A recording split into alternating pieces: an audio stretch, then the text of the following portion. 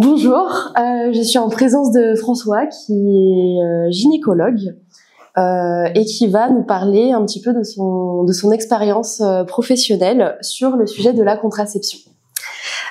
Du coup, François, je te laisse te présenter. Alors, François Linière, je suis gynécologue à la clinique de la Châtaigneraie à Beaumont.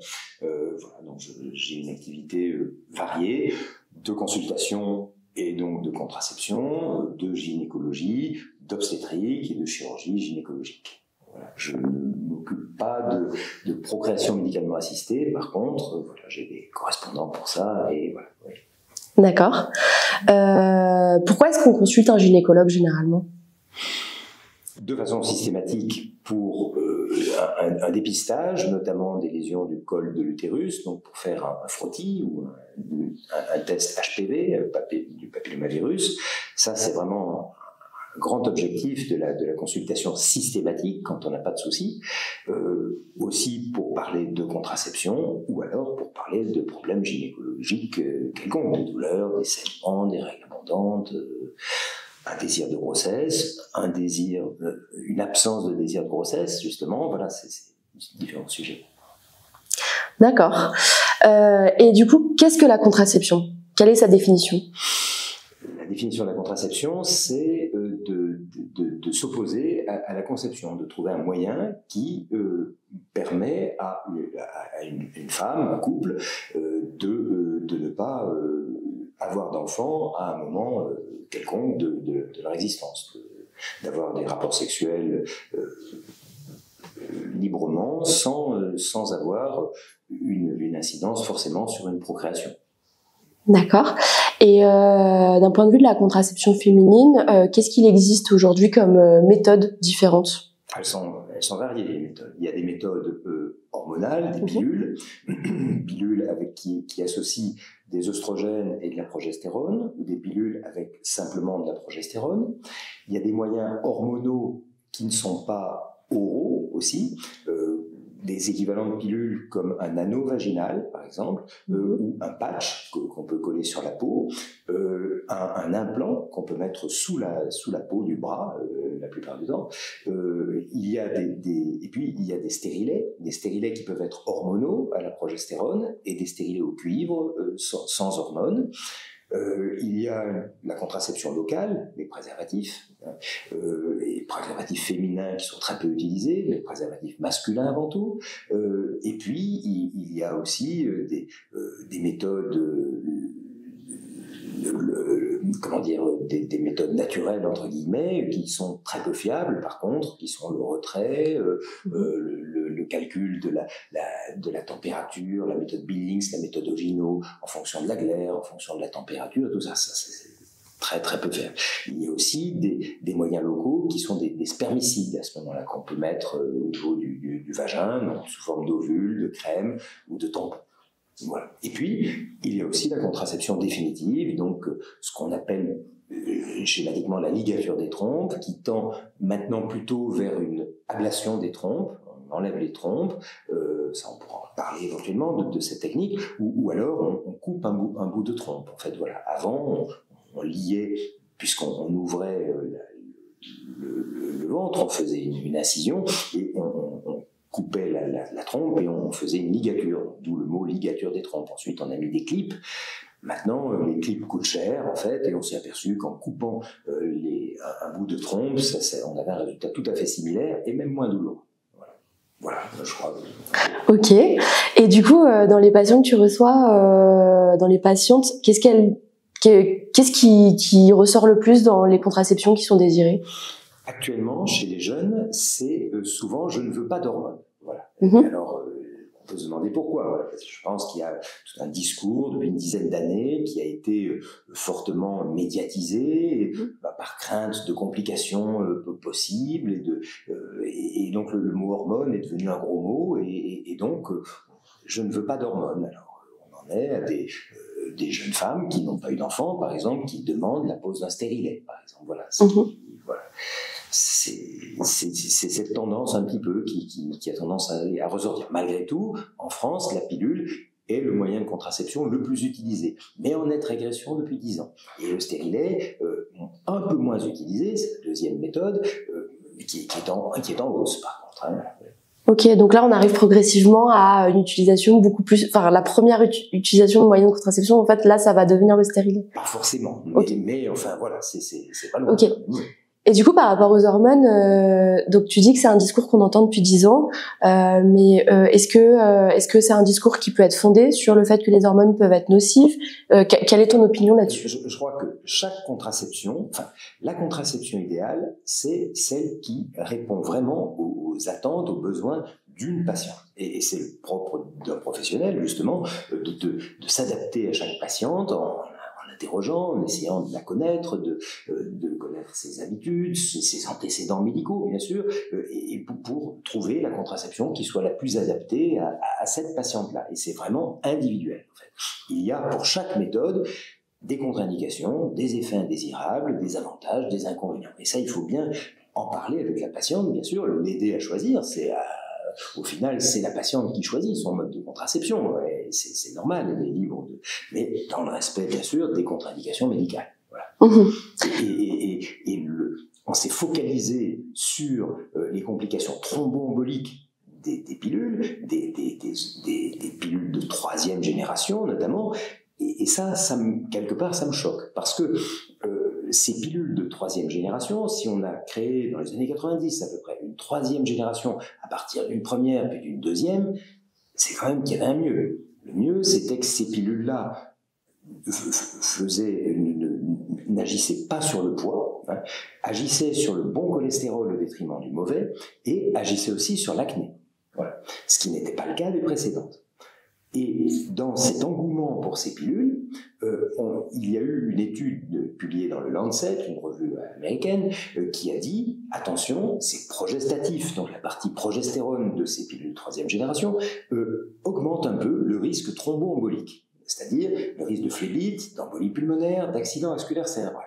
Ce sont bien sûr des complications très graves, mais les risques sont de l'ordre de 2 pour 10 000 avec les anciennes pilules et de l'ordre de 4 pour 10 000 avec les nouvelles. Donc, ce n'est pas un risque démentiel. Et donc, à la suite de ça, on a diabolisé ces pilules. Donc, du coup, on s'est retrouvé avec des jeunes femmes qui disaient « Mais attendez, vous vouliez me tuer, vous m'avez donné une pilule de 3e génération. Je veux une vieille pilule. » Très bien. 3 mois après, elle rappelait en disant « Mais qu'est-ce qui se passe? J'ai pris 3 kilos, j'ai des poils sur le menton, j'ai des boutons partout. » Oui, c'est une vieille pilule. Voilà. Donc, voilà. Et du coup, abandon de la contraception, et une impasse, en fait, avec un taux d'IVG qui a flambé. Hein. Là, du coup, les statistiques se sont un peu embrouillées. Avant, on devait faire une déclaration à la préfecture à chaque IVG que l'on faisait. Et il n'y a plus été question de statistiques comme ça. Donc, on a vraiment vécu une forte flambée des IVG. Il y a une dizaine d'années à peu près. C'est en 2013 que le scandale. Voilà. Et cet article du Lancet qui datait des années 95 à peu près a été fortement médiatisé en 2013. Voilà. Et donc du coup, on s'est mis à dire il n'y a qu'à poser des stérilets chez des nullipares, comme on dit, c'est-à-dire des femmes qui n'ont pas eu d'enfants. Alors je sais que c'est très à la mode et que c'est très décrié de ne pas être d'accord avec cette mode. Il n'empêche que je ne suis pas d'accord. Parce que, primo, c'est extrêmement douloureux, la pose d'un stérilet chez une jeune femme qui n'a pas eu d'enfant. On a des stérilets qui sont petits, qui peuvent, à la limite, s'adapter à la petite taille de leur utérus, mais le fait de franchir le col de l'utérus chez une femme dont le col ne s'est jamais dilaté, même une femme qui a eu une césarienne, c'est quand même plus difficile. Et donc, si ça n'est pas une violence faite aux femmes, je ne sais pas ce que c'est. Hein. Et donc, c'est extrêmement douloureux déjà. Et d'autre part, on banalise le risque du stérilet, qui est celui d'une infection possible, une infection génitale haute, infection des trompes, qui peut entraîner une stérilité définitive. Et ce risque, il est de l'ordre de 1%. Ce qui est quand même pas comparable aux 4 pour 10 000 dont on parle sans arrêt. Voilà, c'est mon idée, mais enfin, ouais, n'engage que moi, hein, bien sûr. Oui. D'accord, merci. Du coup, parce que là tu prenais l'exemple de cette patiente qui a demandé à changer de pilule. Est-ce que ça c'est quelque chose qui arrive souvent, alors pas forcément pour la pilule, même pour les autres moyens de contraception, des patientes qui peuvent arriver même en première consultation et dire, bah là je suis dans cette contraception, ça me convient pas. Est-ce que ça arrive souvent de... Très souvent. Ok. Très souvent. Et justement, il y a une infinité, il y a un nombre énorme de possibilités de contraception, et donc c'est justement le métier consiste à chercher la contraception qui serait la plus adaptée à cette patiente. Voilà. Ok. Et du coup, il y a beaucoup de, entre guillemets, ratés un petit peu dans le parcours avant de trouver sa contraception. Ça arrive, ça dépend vraiment des patientes. Il y a des patientes qui sont très compliantes, entre guillemets, et qui tolèrent très bien plein de modes de contraception, et puis d'autres qui ont vraiment des difficultés à trouver une contraception qui leur convienne. Ok. Et du coup, quand on choisit cette contraception, en fait, qu'est-ce que, par exemple, quelqu'un qui n'y connaît rien, qu'est-ce qu'il faut qu'elle se pose comme question? Est-ce qu'il y a des facteurs physiques, par exemple, si physiquement ça va? Est-ce qu'il y a des facteurs psychologiques? De quoi il faut tenir compte? Il faut tenir compte de tout ça, c'est-à-dire les antécédents médicaux. Il y a des contre-indications. Par exemple, une pilule œstroprogestative n'est pas adaptée à quelqu'un qui fume, par exemple, ou quelqu'un qui a de l'hypertension, voilà. Donc il faut arriver à trouver. Il y a des contre-indications. Il y a des femmes qui ont des migraines, par exemple. Ça peut poser des problèmes importants par rapport à la contraception. Voilà. Il y a des femmes qui, sans que ça soit un défaut, mais sont assez étourdies et donc ne penseront pas forcément à prendre une pilule tous les jours, etc. Donc on peut leur trouver un autre moyen, comme un anneau vaginal, par exemple, que l'on laisse 3 semaines, ou un patch que l'on laisse 1 semaine, par exemple. Voilà, ou un stérilet, hein, voilà, qui dure 5 ans. Ok. Et d'ailleurs, ça me fait penser, il y a des femmes qui enchaînent leurs plaquettes de pilules pour ne plus avoir leurs règles. Est-ce que c'est... Oui, qu'est-ce que tu... C'est tout à fait licite. Hein, oui, ouais. Il n'y a pas de difficulté pour ça. Il y a des pilules qui sont... Alors, il y a des pilules qui sont prises en continu et avec lesquelles on n'a pas de règles. Et puis, il y a des pilules... Il y a une pilule qui s'appelle Cysonic où on a les règles tous les 4 mois. Voilà. Il y a des femmes aussi qui enchaînent parce qu'elles ne veulent pas avoir de règles et parce qu'elles ne veulent pas être embêtées par les règles. Mais il y en a aussi qui enchaînent parce qu'elles ont des règles extrêmement douloureuses, par exemple. Donc ça peut être un bon moyen. Ou une pilule progestative utilisée en continu, par exemple, qui permettent d'éviter d'avoir des règles. D'accord. Donc le fait de décider de ne pas avoir ses règles tous les mois, c'est un moyen de contraception qui ne pose pas de problème, a priori. Qu'il faut intégrer, c'est-à-dire c'est tout à fait un choix légitime de la patiente, donc il faut parler et on trouve un moyen à ce moment-là qui est plus adapté. Voilà. Avec certaines pilules, c'est pas l'idéal. Pour une pilule qui a un schéma 21 jours, arrêt 7 jours, par exemple, on peut pas enchaîner les plaquettes toute l'année parce que à la fin il y aurait une sorte de surdosage en fait. Voilà. Mais on peut faire de temps en temps enchaîner 2 plaquettes parce qu'on part en vacances et qu'on n'a pas envie d'avoir des règles pendant les vacances, par exemple. Voilà. Mais sinon, il y a d'autres pilules qui ne donnent pas de règles, par exemple. Voilà. D'accord. Et est-ce que ça t'arrive en consultation de proposer des moyens de contraception qui ne sont pas du tout en vogue, on va dire? Alors moi, je parle souvent de cet anneau vaginal, justement, qui pour moi est un très bon moyen. C'est une pilule avec avantages et inconvénients et contre-indications aussi. Hein. La pilule, les risques, ils sont cardiovasculaires essentiellement. Donc il faut un terrain cardiovasculaire sain, entre guillemets. Voilà. Et l'anneau est très pratique parce qu'on l'insère, alors c'est ce qui rebute souvent les dames, on l'insère très facilement, un peu comme un tampon, et on le retire très facilement. On le laisse 21 jours, on arrête 7 jours, on en remet un pour 21 jours, etc.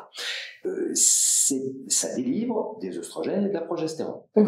Mais ces hormones ne passent pas par la bouche, donc elles diffusent à travers la paroi vaginale, et il n'y a pas d'effet, comme on dit, de premier passage hépatique. Donc sur le plan, ça ne passe pas par le foie en premier lieu, et sur le plan métabolique, c'est mieux toléré souvent, c'est-à-dire du cholestérol et tout ça, c'est mieux toléré.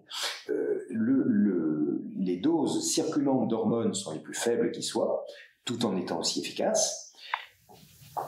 C'est très bien toléré sur le plan général. Il se peut que pendant les rapports, par exemple, eh bien, le couple sent cet anneau, mais ça n'est pas désagréable. Si c'est un désagrément pour eux, à ce moment-là, ils peuvent l'enlever et le remettre. Ils ont 4 heures pour le remettre. Voilà. Donc c'est assez pratique. Et en même temps, quelquefois, on accuse la pilule de dessécher un petit peu le vagin. Et au contraire, cet anneau améliore la trophicité du vagin et aussi agit sur la flore protectrice du vagin, qui est la flore d'Oederlein, et donc peut éventuellement prévenir des mycoses, par exemple. Voilà. D'accord. Et dans les autres moyens de contraception qu'on connaît un petit peu moins, est-ce qu'il y en a d'autres que tu arrives de prescrire? Le patch, par exemple. Mais le patch, je suis moins fan parce que, alors déjà, c'est le même principe que l'anneau, mais ça se passe au niveau de la peau, donc ça se voit. On peut faire une allergie à la colle du patch, et puis le patch se change toutes les semaines, donc une fois par semaine, pendant 3 semaines, voilà. Donc c'est un petit peu moins pratique, mais ça peut être une solution aussi. Et il se colle sur quelle partie du corps? Alors sur le bras. N'importe où. Peu importe. D'accord. Et par rapport à l'implant, comment ça se passe? Alors l'implant, c'est un moyen extrêmement fiable, mais qui a aussi des inconvénients. L'inconvénient de la pose et du retrait. C'est-à-dire qu'il faut faire une petite incision au niveau de la peau, donc ça laisse une petite cicatrice au niveau du bras, à la face interne du bras, entre les 2 muscles qui se trouvent ici. Donc il y a une petite incision, une petite cicatrice, et on met c'est pas douloureux parce qu'on met des patchs de pommade anesthésiques, donc qui agissent pour 1 heure avant de poser l'implant ou de le retirer, voilà, donc l'implant est en place pour 3 ans. 3 ans, avec ses incisions et tout ça, c'est relativement court comme temps, en même temps. En même temps, c'est un moyen très bien adapté parce que la patiente n'a absolument à penser à rien. Mais c'est de la progestérone seule. D'accord ? Donc, au point de vue équilibre hormonal, il peut y avoir des faiblesses et l'implant, alors, c'est, on va dire, au moins 1 fois sur 2, très bien toléré, en ce sens que la patiente n'a pas de règles du tout, pour le coup, et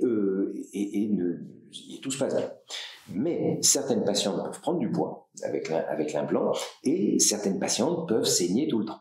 Voilà. Donc, voilà. Il y a des fois où c'est pas du tout bien toléré. D'accord. Et juste pour revenir sur la méthode définitive, du coup, parce qu'on peut entendre quelquefois que les jeunes femmes ont des difficultés d'accès à cette contraception définitive. Comment ça se passe de ton côté Moi, je raisonne un peu avec mes tripes, c'est-à-dire que une patiente vient me voir en vue d'une contraception définitive. Bon, déjà, elle a ma mission, c'est de lui expliquer en quoi ça consiste, et elle a un délai de réflexion de 4 mois.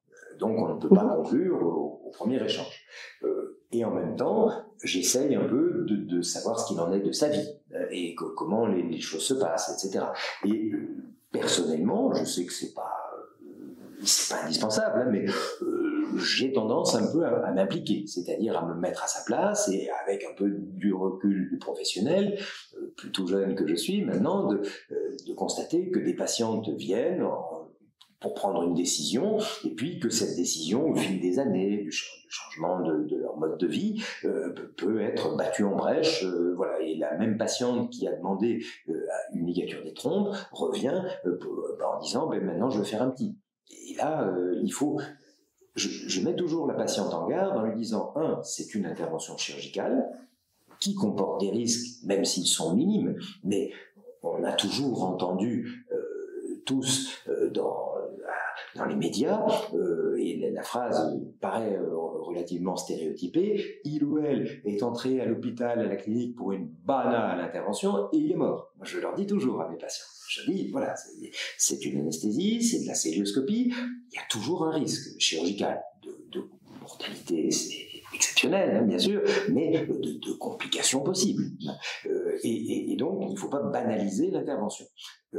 Et d'autre part, il faut considérer que ce geste est définitif et irréversible. Même si ça n'est pas vrai, grâce notamment à la PMA et à la fécondation in vitro, maintenant, qui peut, si on enlève les trompes ou si on sectionne un bout de trompe, eh bien, le moyen, à mon avis, on a fait dans les temps il y a quelques années, on faisait des reperméabilisations tubaires dont les résultats sont très aléatoires.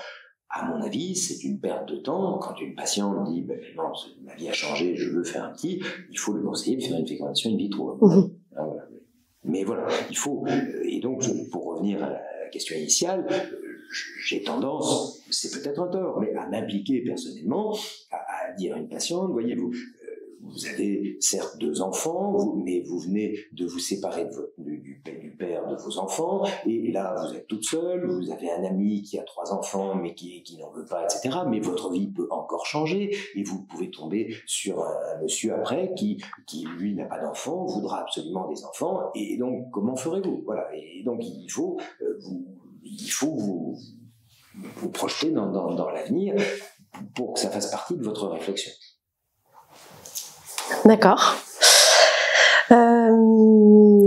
Est-ce que vous pouvez nous expliquer la différence entre une contraception et une contraception d'urgence?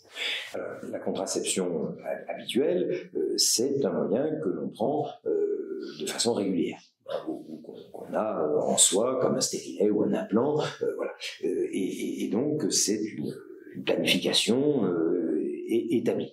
La contraception d'urgence, c'est quand on n'a pas de contraception ou qu'on a un défaut de contraception, par exemple on a oublié sa pilule ou des choses comme ça, et qu'on a un rapport non protégé à ce moment-là, ou un accident de préservatif ou des choses comme ça, et à ce moment-là, il faut trouver donc une contraception d'urgence qui est de 2 sortes en fait. C'est soit un traitement hormonal que l'on prend, donc du lévonorgestrel ou bien je ne me souviens plus du nom du produit, mais c'est le nom commercial, c'est Elawan, et donc c'est un progestatif qui va retarder l'ovulation.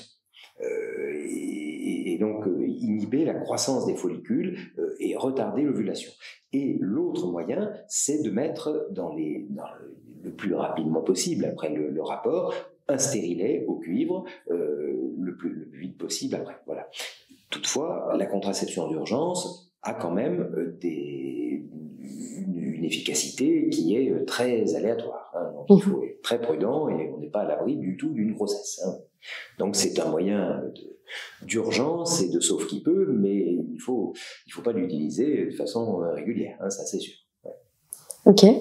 Est-ce que l'efficacité aléatoire, ça dépend aussi du moment du cycle? Oui, du moment du cycle, bien sûr, et du risque d'ovulation. C'est sûr que la veille des règles, on n'a pas trop de risque de tomber enceinte, mais dans la période ovulatoire, bien sûr, du moment du cycle, et aussi du moment que l'on met, du temps que l'on met pour utiliser cette contraception. Il faut absolument tout faire pour l'utiliser dans les 72 heures qui suivent le rapport non protégé. Éventuellement, on a les 5 jours, mais là, plus on attend, plus ça devient aléatoire. Voilà. D'accord. Je voulais aborder la question de l'IVG. Pour savoir un peu quelles sont les étapes qui sont préalables à une IVG. Je sais pas si tu en fais. Oui. Ouais. Ok. Oui. Alors l'IVG, donc déjà les choses se sont bien simplifiées, et les lois ont changé récemment, puisque avant, par exemple, il y avait un délai de réflexion pour une IVG qui était d'une semaine. La personne consultait, ensuite elle avait la nécessité de consulter soit une psychologue si le problème, ou une psychologue si le problème était d'ordre psychologique, ou une assistante sociale si le problème était d'ordre économique. Ensuite, à l'issue de cette semaine de réflexion, la personne revenait, disait « je suis toujours motivée », et donc on faisait l'IVG. Ensuite, ce délai de réflexion n'est plus nécessaire. La déclaration anonyme qui était faite à la préfecture ne se fait plus non plus, et la date de l'IVG, enfin le délai légal de l'IVG a évolué. C'est-à-dire que l'on est passé à maintenant 16 semaines d'aménorrhée, c'est-à-dire 14 semaines de grossesse. Voilà.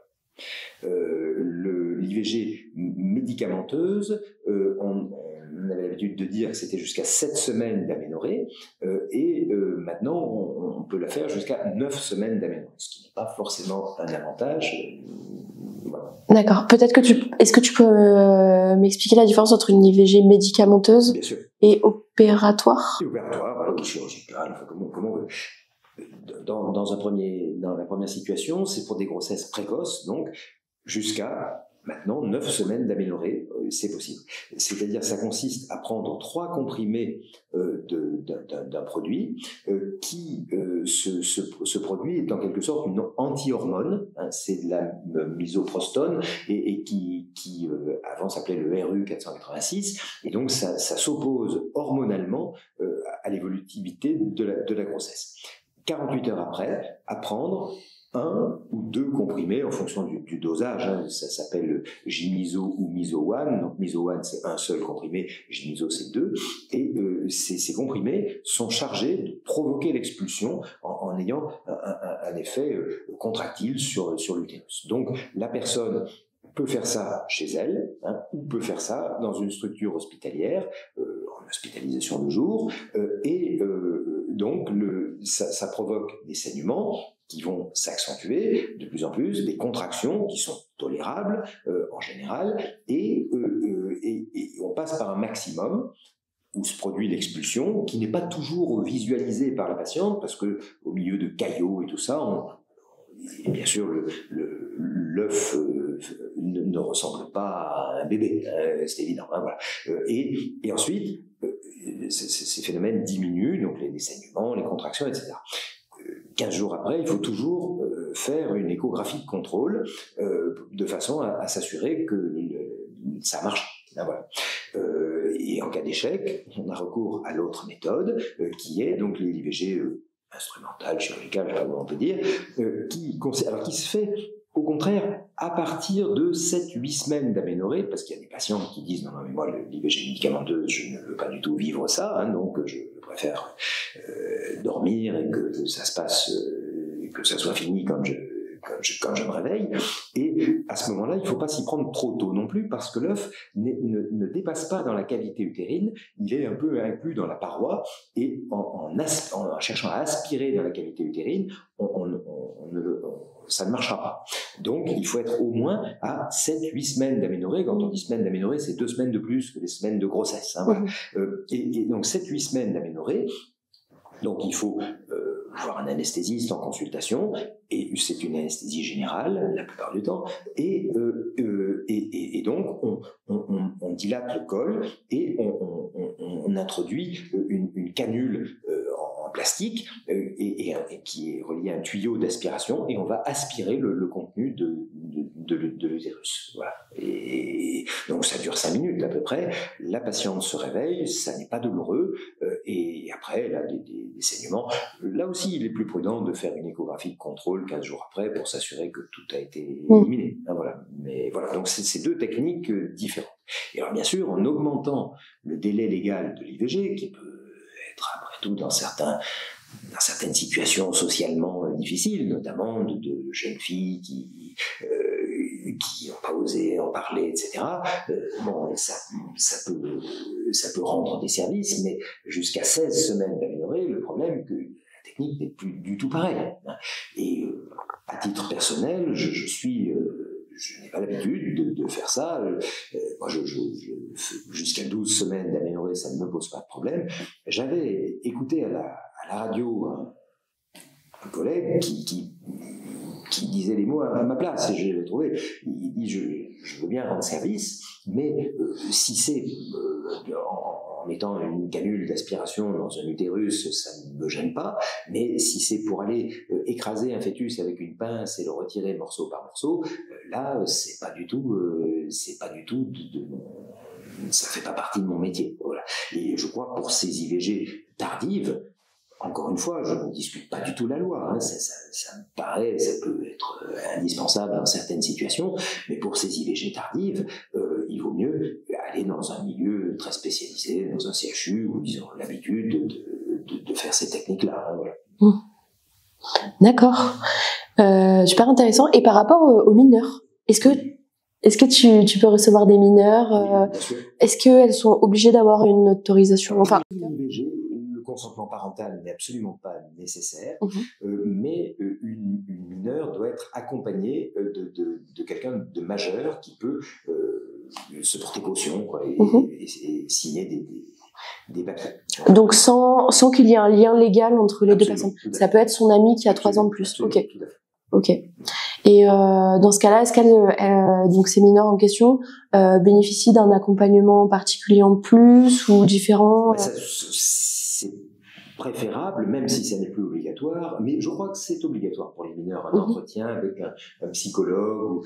Je crois que c'est obligatoire. Et est-ce que tu as des conseils à donner aux personnes qui se renseignent sur la contraception? De se faire suivre régulièrement et de s'adresser à un professionnel de santé. D'accord. Qui peut être un gynécologue bien sûr, mais qui peut être un médecin généraliste, une sage-femme, mais toute personne qui est impliquée dans ce domaine-là. Voilà. Et donc vraiment de prendre conseil et de ne pas trop se fier aux réseaux sociaux et aux modes et aux tendances actuelles. Voilà, oui, il faut savoir raison garder et garder sa réflexion. Voilà, j'ai lu avec désespoir dans un truc qui était signé par la NSM, l'univers des pharmaciens, enfin je ne sais plus comment ça s'appelle, la haute autorité de santé, etc., que justement à propos de ce qu'on disait, la pose d'un stérilet chez une unigeste, eh bien que des gynécologues refusaient encore de poser ça, et que heureusement c'était des gynécologues, ce qui est tout à fait mon cas, au bord de la retraite, et que voilà, il fallait trouver un autre au plus vite. Voilà. Moi, je reste ouvert je pose aussi des stérilets chez des unigestes mais on y réfléchit vraiment beaucoup avant de s'engager là-dedans. Et il y a une procédure qui me paraît regrettable et vraiment hypocrite, qui consiste à dire une jeune patiente de moins de 25 ans, il faut lui faire un prélèvement vaginal et d'endocolle avant de poser le stérilet pour s'assurer qu'il n'y a pas de microbes et lui faire signer un consentement. En fait, ça n'est pas du tout pour lui dire attention, etc., ou c'est pas très chouette, etc. C'est uniquement pour décharger la responsabilité du prescripteur et du gars qui va poser le stérilet. C'est-à-dire que d'ici dans les 3 mois, je crois, ou 3 semaines, je ne me souviens plus, mais il n'y a pas d'infection génitale haute à la suite d'un stérilet, le type qui a posé le stérilet est dédouané. Et si le prélèvement vaginal est négatif et que la patiente a une salpingite, une infection des trompes après, on lui dit c'est parce que vous avez fait des bêtises, mais que vous vous êtes fait contaminer lors d'un rapport sexuel, mais je n'y suis pour rien. C'est dans cet état d'esprit. D'accord. Voilà. Donc on est actuellement dans un monde où une prescription, dans la prescription, ce qui joue énormément, c'est le fait que le prescripteur cherche à se protéger. Voilà. Le bien-être de la patiente passe, à mon avis, fort regrettablement, un peu au second plan. D'accord. Ok. Est-ce que tu souhaiterais rajouter quelque chose avant qu'on termine et qu'on se dise au revoir? Non, rien de spécial. Okay. Non. Mais j'insiste aussi sur la nécessité des préservatifs pour se protéger des infections sexuellement transmissibles. C'est très important quand on ne connaît pas bien son partenaire et quand c'est pas un partenaire habituel et ancien, entre guillemets, c'est très important de se protéger par les préservatifs des risques de sida, des risques d'hépatite virale et de toutes sortes de maladies. Le papillomavirus, c'est un petit peu plus aléatoire, c'est-à-dire qu'il échappe, il peut échapper aux préservatifs. Mais pour les autres infections sexuellement transmissibles, c'est vraiment, vraiment important et il ne faut pas l'oublier. Et d'autre part, sur la nécessité, à propos du papillomavirus, notamment pour les femmes, de se faire suivre régulièrement et de faire des frottis ou des HPV tests régulièrement. D'accord. Bah, merci beaucoup.